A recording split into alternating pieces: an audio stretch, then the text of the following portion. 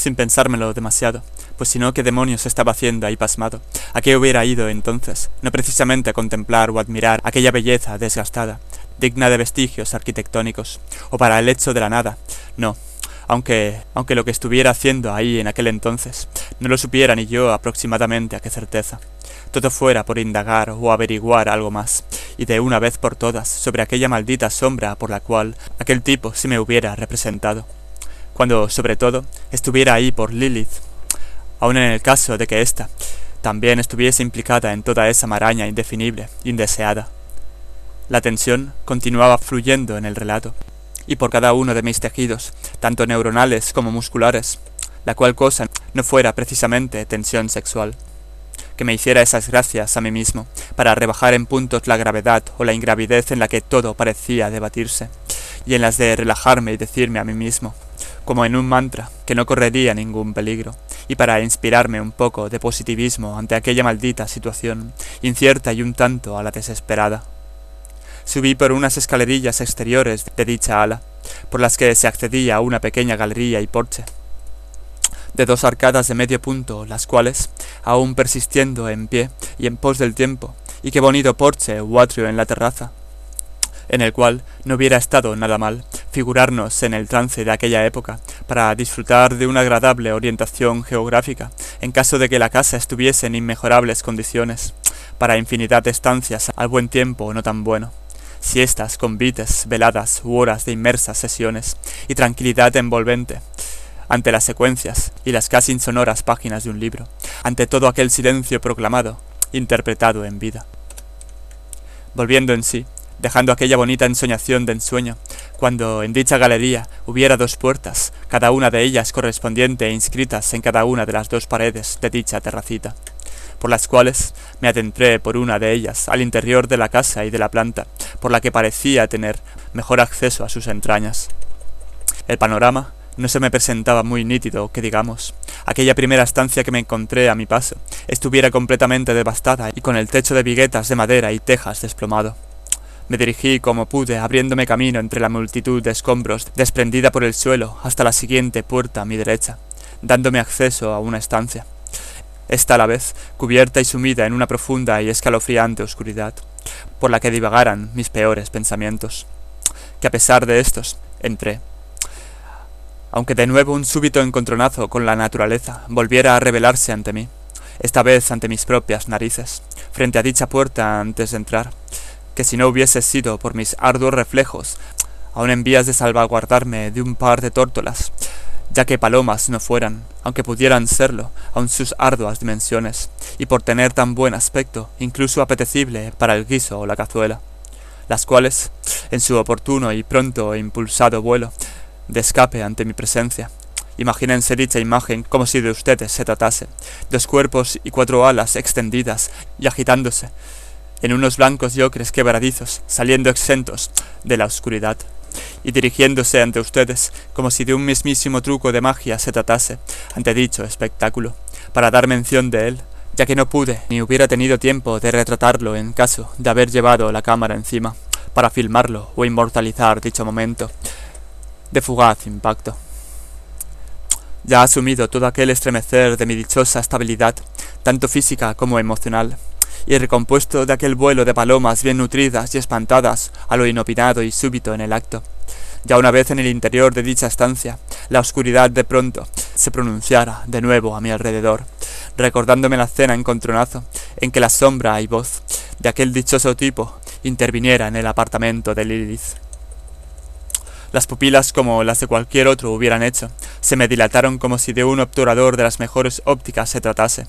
obteniendo una mayor nitidez y contraste ante tan considerable ausencia de luz, por la que poder definir y ubicar cualquier objeto o vacío, impedimento en mi camino. Por suerte, la poca luz que podía percibirse me advirtió mínimamente del estado deplorable de la estancia, donde parte del suelo estuviera desplomado, y todo el resto de entramado, que poco me pudiera fiar yo de este mismo. Que la superficie no fuera demasiado estable ni apta para que yo la transitara, puesto que a cada paso que daba o diera, aquella madera carcomida por los años y una terrible humedad en el ambiente, y su parcialidad de la intemperie, que en ese lugar se aconteciera y encajara, por requiebros crepitares, así que opté por dar media vuelta. Aquel silencio me producía auténtico pavor. Si hubiera escuchado un grito procedente de algún remoto lugar en las entrañas de aquella casa en esos mismos instantes, verdaderamente, y con mis 40 años de edad, me hubiera meado encima. Yo no estaba hecho ni dado para tales situaciones. Era un simple escritor que quería escribir, y que sus investigaciones nunca habían ido más allá de los archivos y bibliotecas condales o regionales, o a través del territorio y del paisaje, en una u otra o dicha esencia. En pequeñas entrevistas con alguno de los implicados o de la gente aleatoria que se me cruzaba en mi camino. No era ningún aventurero dado a la acción-reacción, ni mucho menos ningún salvaguarda digno de medallas. Yo, las únicas medallas que quisiera, fueran para la vida. Aunque visto así, o de tal modo, tampoco es que me negara en el certamen a un digno premio literario. Ese rollito le hubiera ido como anillo al dedo a Robert Capa, entre otros intelectos aventureros, o mejor dicho, Endre Enno Friedman, nacido en Budapest, Hungría, reconocido corresponsal de guerra fallecido en Vietnam el 25 de mayo de 1954, tras el desafortunado incidente al pisar una mina, mientras cubría la que hubiera sido la última de sus incursiones en el mundo bélico tras su objetivo, con el que capturó y participó en las secuencias de la Guerra Civil Española, la Segunda Guerra Mundial, por narices, y de ahí que le viniera el seudónimo. Se lo puso en Francia, con la que fuera la segunda mujer por la que el mundo de la fotografía le caló hasta la médula, yendo siempre más allá de lo debido, pues como él bien dijo en una de sus últimas entrevistas, que si la foto no era lo suficientemente buena, fuera porque no se había acercado lo suficientemente bien. Lástima que aquel hombre no hubiera podido hacerse con una de las máquinas de hoy en día. Se hubiera ahorrado disgustos, aunque este más bien se refiriera a que uno tenía que mojarse de la sustancia o la materia en que se estuviera aconteciendo la circunstancia o el instante, el devenir ante la crítica, y desde la posición y el papel en que él mismo se desempeñó y forjó tras de su cámara. Que éste lo hiciera seguramente con los mismos temores y sentimientos que cualquier otro ante la vida, aunque con muchos más motivos. Por eso se merece mis más rendidos honores. ¿Se pueden imaginar ustedes lo mucho que se la jugaba al tío, aunque tampoco nadie le obligara al hecho, cuando tal vez sí, su moral, pasión, condición o circunstancia, como a la de otros tantos? Y a su respecto, la mejor arma con la que uno pudiera cubrir los elementos de la destrucción o el caos, de la estupidez, que fuera el hecho, tras un objetivo, un bolígrafo y papel, aunque lo mejor fuera que no hubiera causa o trance alguno para el belicismo, o que las películas bélicas tan solo fueran eso, una ficción más, dada para rebajar los puntos de hastío o aburrimiento. Que cualquier máximo conflicto fuera o fuese el ser por el ser, y el de la vida, ante lo natural o de artificio, ante una u otra vertiente en nuestro espíritu o condición. Yo, por el contrario, no hubiera sido capaz ni de acercarme a las líneas de fuego, o de defensa de un campo de fútbol, una de las mejores batallas estratégicas que se pueden dar y apreciar en estos tiempos, con todo aquel estruendo a mis espaldas, y aquel clamor del gentío y bullicio pendientes, del tanto de la jornada. Por supuesto esto es una reivindicación al deporte, al arte o a la cultura, y no a la guerra y sus causantes. ¿O es que toda esa gente, por denominarla de algún modo, no sabe vivir ni entretenerse, sin por ello fastidiar a los demás, a los ajenos? Eran por supuesto otros tiempos, aunque todavía y por desgracia queden conflictos por cubrir. Camisas de 11 varas, ignorancia, estupidez.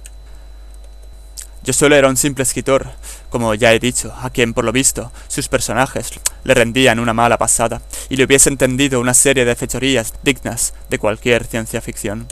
Coño, ¿y qué pintaba yo ahí, en mitad de la nada, envuelto de naturaleza, en un caserío en ruinas y a la espera de que una vez por todas acabaran conmigo? Eran pensamientos nefastos y de automatismos de la inconsciencia, fruto del miedo circunstancial de aquella situación portada por el pánico.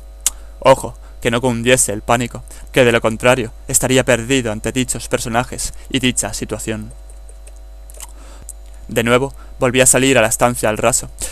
y de esta al porche de 2 arcos o galería con la intención de introducirme como pudiese por el hueco que quedaba entre los escombros y unas vigas de madera desplomada y cruzadas en dicho acceso,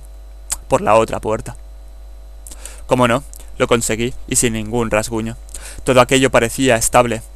a pesar de su aspecto, y de que realmente, a la que uno no se lo esperara, todo aquello se deviniera abajo.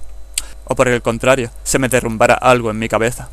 Así que, siempre optando a la prudencia, frente a mí, un corredor estrecho iluminado por la luz matutina que se filtraba por las 3 aperturas de las ventanas, que por él se extendían en su distancia de unos aproximados 5 o 6 metros, y por el que a través de él habían también 2 accesos a un par de habitaciones completamente impedimentadas para entrar en ellas, lo cual me hizo avanzar por dicho corredor repleto de zarzas y de ortigas, y de otras plantas indefinidas, hasta llegar a una estancia tenuemente iluminada, cuya entrada era frontal a la otra entrada por la que yo había accedido al otro extremo del dichoso corredor. En ella, tenuemente iluminada,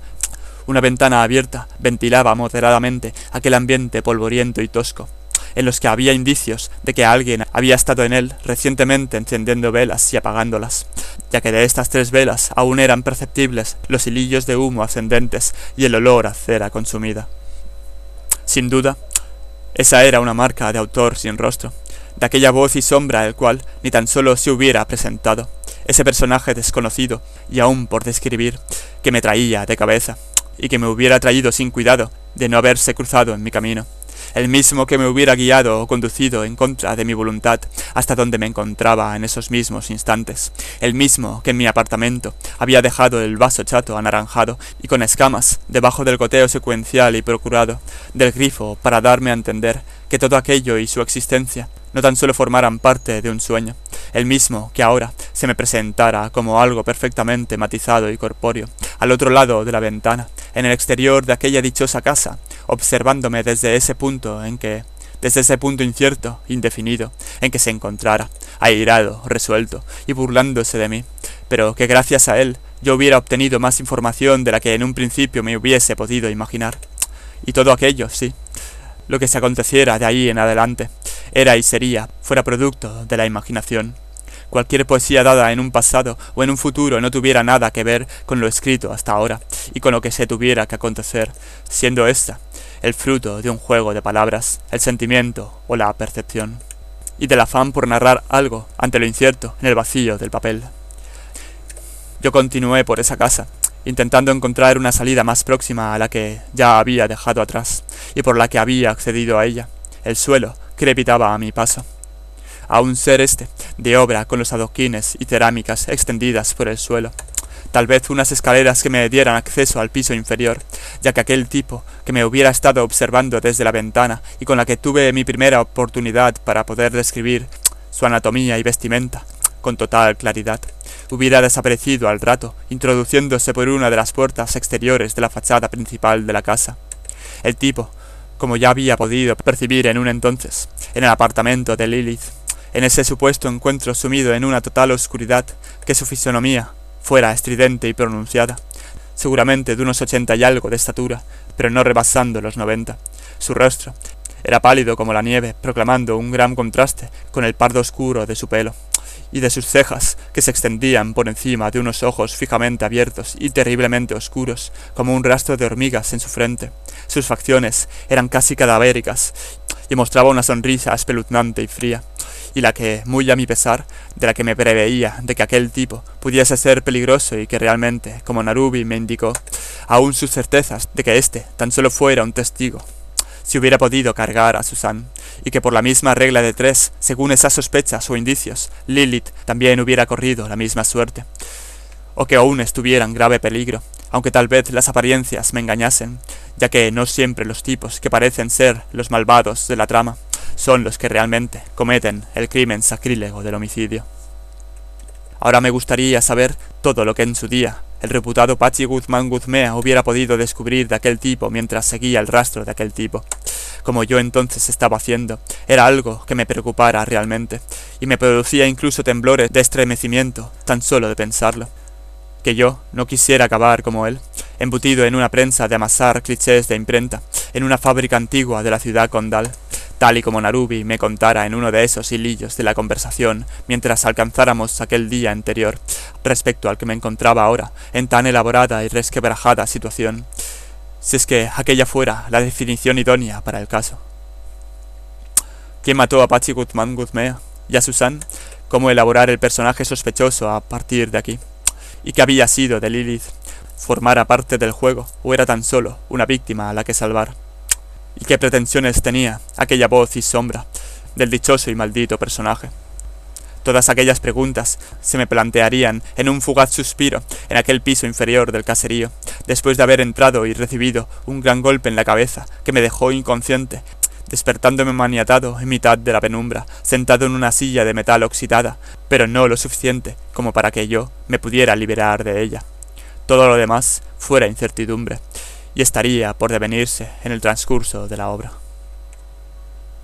Según Narubí, 5 años atrás, Pachi Guzmán Guzmea estuvo muy cerca de averiguar qué papel verdaderamente cumplía aquel tipo y qué relación tuviera con la víctima, el auténtico punto de unión de la historia, Susan y aquella caja de fotografías. ¿Realmente había sido este un simple testigo presencial en dicho asesinato? Costaba creer que en un mismo apartamento se produjeran ambas cosas sin que éste hiciera nada para impedirlo, dado que el caso de aquel gran vínculo afectivo que les unía, cualquiera en su lugar habría hecho cuanto hubiese podido hacer para evitarlo, incluso matar, si la vida de Susan o la propia corrieran la misma suerte, y era evidente de que así fue.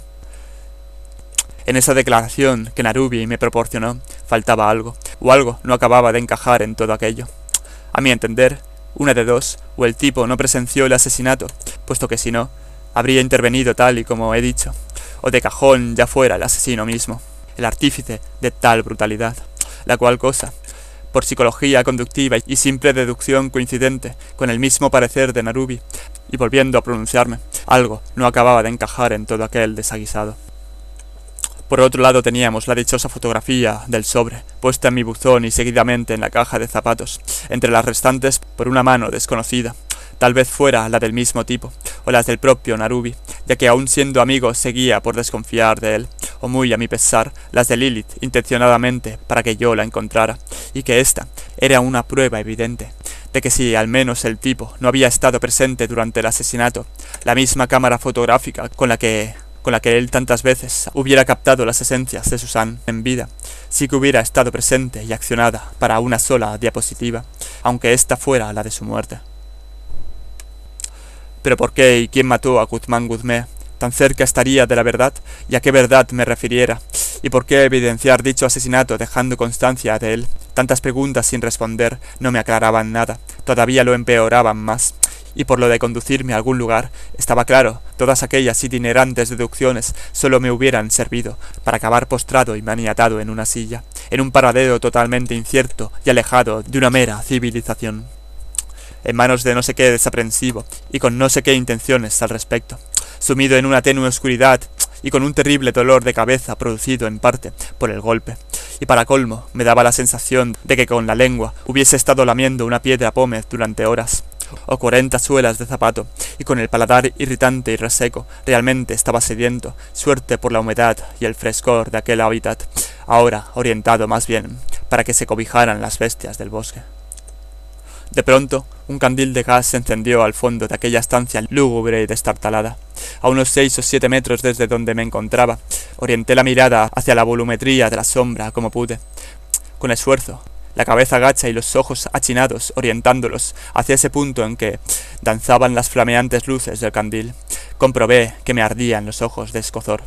Pude divisar cómo éstas se posaban deteniendo difusa y pendular la silueta alargada y pronunciada de aquel tipo. En aquel instante, mientras la sombra permanecía inmóvil al costado izquierdo del candil, la voz de Lilith, sorprendentemente, resonó en la estancia, provocándome una terrible confusión. Y que fuera aquella una confusión contradictoria. Ante mí solo estaba aquella maldita sombra que todavía permanecía inmóvil, paralizada en los ardientes ámbares refractarios del candil. Debieran haber pasado horas desde que aquel tipo me brindara el tremendo impacto en la cabeza con algún objeto no identificado, puesto que por una de las ventanas se podía apreciar cómo el frescor de la noche penetrara por ella en el interior de aquella casa y de la estancia en ruinas y deshabitada en la que ahora, por los motivos que fueran, hubieran decidido retenerme. Todo aquello era absolutamente absurdo y paradójico.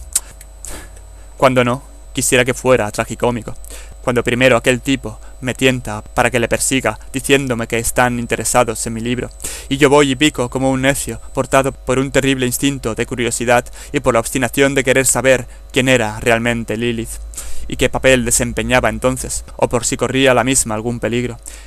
y que aquel papel que desempeñaba entonces, de lo cual, habiendo escuchado su voz en aquella innecesaria oscuridad, postrado en esa silla maniatado, me pudiera hacer una idea de con quién estaba y de con quién trataba.